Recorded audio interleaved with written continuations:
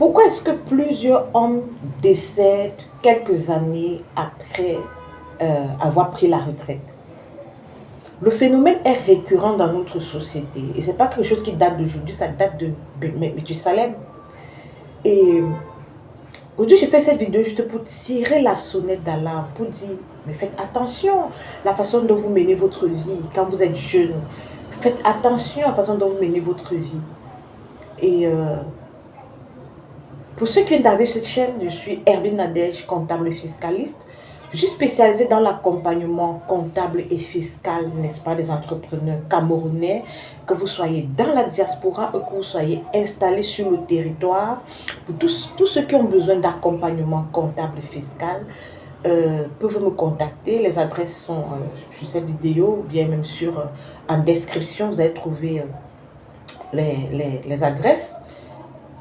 Pourquoi est-ce que ça nous intéresse sur Fiscalife? Parce qu'on ne peut gérer la comptabilité, que la comptabilité d'une entreprise qui est vivante. Et quand on parle d'une personne qui décède, c'est une personne individuelle. Donc, il y a les entreprises individuelles qui meurent au décès du promoteur. Donc, vous comprenez que ce sont des clients qui meurent. Ce sont des entreprises qui meurent carrément. Et quand le monsieur est mort là, nous on a perdu un client. Donc, c'est interpellateur. C'est-à-dire que ça nous interpelle, nous. Les gens doivent vivre.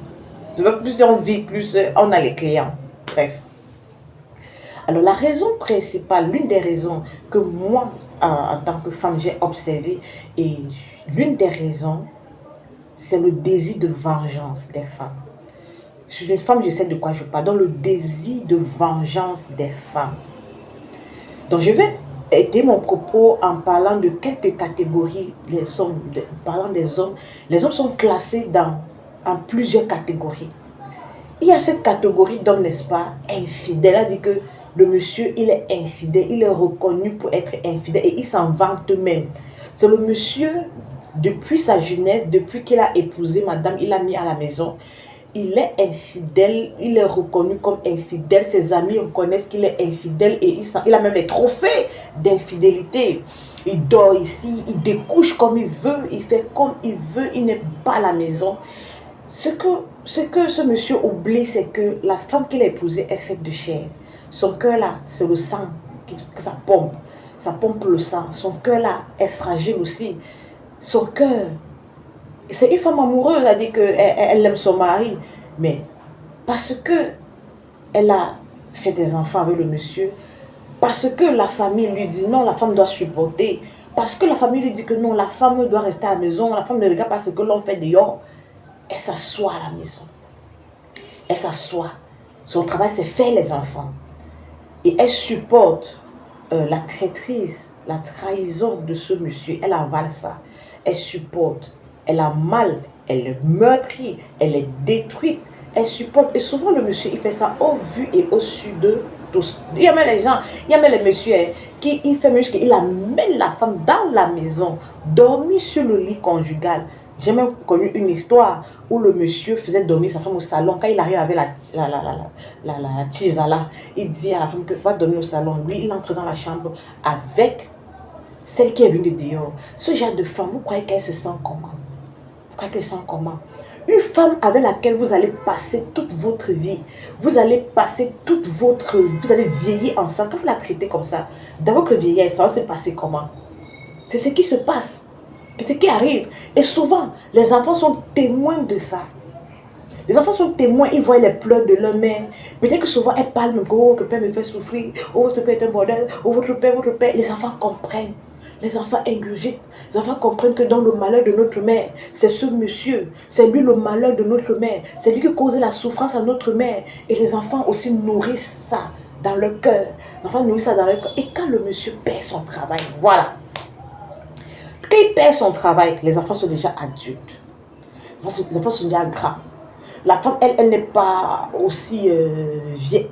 Pas souvent les hommes, ils épousent une femme qui est moins âgée. Souvent, les cas, c'est 10 ans. La femme, elle est encore... ouais, souvent, les enfants vont prendre leur mère, partir avec, abandonner le monsieur là. Il est vieux. Ou bien, il est déjà âgé. Il est déjà âgé là, un âge où on doit prendre soin de lui, où il doit manger, des mets, il doit bien manger, il doit bien s'alimenter, on doit bien prendre soin de lui. Mais là, il n'y a plus personne. Souvent même, c'est la femme qui a décidé de se venger. Elle dit, ok. Parce que la vieillesse, ça vient avec les maladies. Ça vient avec des... La vieillesse vient avec des maladies. La vieillesse vient avec des incapacités. On appelle ça quoi? Oui. Ça vient avec beaucoup de choses. Dès que vous tombez malade, là, elle dit, ok. Donc, quand tu étais en santé, c'était pour aller partout trouver les femmes. Maintenant que tu es malade, c'est moi seul. Zéro. Zéro. Elle ne prend pas soin du monsieur, elle ne cuisine pas pour lui, ou bien c'est les insultes, c'est le mépris, c'est le rabais, c'est beaucoup de choses qu'on lui jette sur la figure. Et souvent, les enfants aussi s'associent à leur mère. Et le monsieur commence à subir des maltraitances. Il commence à subir des maltraitances. Il y a aussi cette catégorie d'hommes irresponsables. Irresponsables. Les autres irresponsables disent qu'ils travaillent. Mais chez lui, il ne rationne pas sa femme. Il ne prend pas soin de ses enfants. Il n'envoie pas les enfants à l'école. Il envoie les enfants de la tisa. Il envoie les enfants de ses soeurs. Il envoie les enfants de ses frères à l'école. Ses propres enfants, il n'envoie pas à l'école. Il n'envoie pas à l'école. Les enfants grandissent avec la haine dans le cœur à l'égard de leur père. Et souvent, la haine est nourrie aussi par la mère. Elle nourrit que, il a l'argent, il fait ceci, les enfants grandissent avec ça. Demain, quand vous atteignez l'âge, vous atteignez votre déclin, il n'y a personne pour prendre soin de vous. Pourquoi? Parce que votre femme décide de se venger. Les enfants s'alignent derrière elle. Les enfants commencent aussi à vous mal parler, à jeter des choses sur votre figure. Et quand tu as l'argent, tu as fait quoi avec? Bref, je ne veux pas encourager ce genre de femme, ce genre d'attitude. Moi, je n'encourage pas. Je n'encourage pas. Parce que il faut... je n'encourage pas ce genre d'attitude. Il faut mettre en avant le pardon. Parce que en tant que femme, pendant que vous êtes en train de vous venger sur le monsieur, je ne sais pas l'éducation que vous allez donner à vos enfants garçons ou à vos enfants filles. Vos enfants filles sont encore copiés la même chose que vous êtes en train de faire. Et vos enfants garçons ne seront jamais différents de leur père. Jamais. Jamais, dis bien jamais.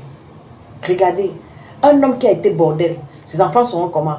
Ils vont faire pareil. Même s'ils ont vu les conséquences de la bordellerie de leur père sur leur mère, ils ont vu comment leur mère a souffert à cause de la bordellerie de leur père. Ils vont se marier, ils vont faire pareil à la fille de quelqu'un d'autre. Donc vos enfants, vos garçons ne seront jamais différents de leur père.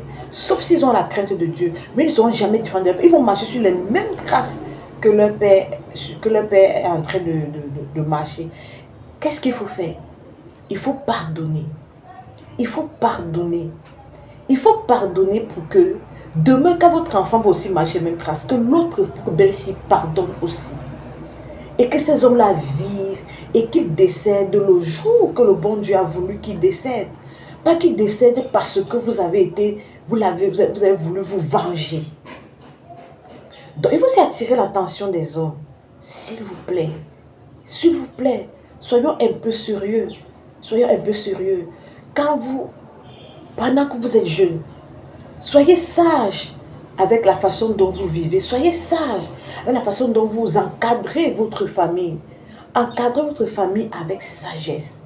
Encadrez votre famille avec intelligence. Et je veux aussi interpeller les belles familles, surtout du côté de l'homme. Du côté de l'homme. Ne soyez pas ce genre de famille qui encourage du n'importe quoi. C'est-à-dire que souvent, ces hommes-là, ils sont encouragés par leur soeur, par leur mère. Est-ce qu'on a circoncisé notre frère pour une seule femme? Elle croit que quoi? Elle aime maman. Non, notre frère, il laisse le jouir de sa vie. Il a encore jeune, il va profiter de la vie. Oui, il profite de la vie, mais il est en train de blesser quelqu'un. Et une personne blessée, une personne meurtrie, ne peut donner que cette meurtrissure, cette blessure. Elle ne peut donner que ça. Donc maintenant, qu'est-ce que je veux dire à ces familles, surtout les familles des hommes? Lorsque votre frère a pris la retraite, Lorsque votre frère a pris la retraite, ne le laissez jamais seul.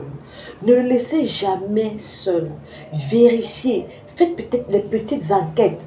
Analysez sa vie. Est-ce qu'il perd du poids? Est-ce qu'il prend le poids? Est-ce que son teint ternit? Est-ce qu'il perd?